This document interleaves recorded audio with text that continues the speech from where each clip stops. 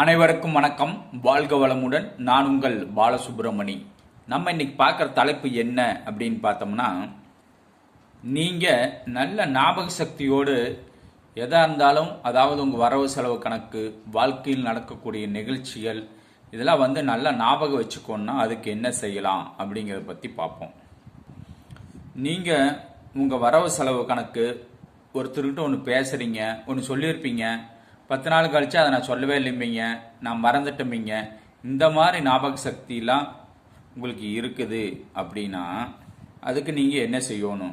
ஒரு சில பழமையை சொல்லிட்டு சொன்னனும்பிங்க, சொல்லாத பழமையை சொன்னங்கிறது, சொன்ன பழமையை சொல்லலிங்கிறது எல்லாமே நிறைய ஞாபக சக்திகள் நாளாளாக குறைஞ்சிக்கிட்டே வருது. அப்படின்னா படிக்கக்கூடிய குழந்தைகளுக்கு பேனா, பென்சில் இதெல்லாம் வாங்கி கொடுங்க.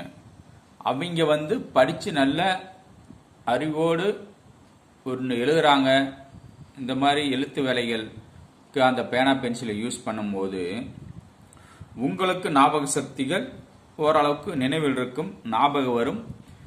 அதாவது முதல்ல இருந்த அளவுக்கு வந்துடலாம். அதனால் உங்களுக்கு ஞாபக சக்திகள், வரவு செலவு கணக்குகள் எல்லாம் ஓரளவுக்கு நல்ல ஞாபகமாக இருக்கணும். அப்படின்னா நீங்கள் படிக்கக்கூடிய குழந்தைகளுக்கு பேனா பென்சில் வாங்கி கொடுங்கள். வாழ்க வளமுடன். நன்றி, வணக்கம்.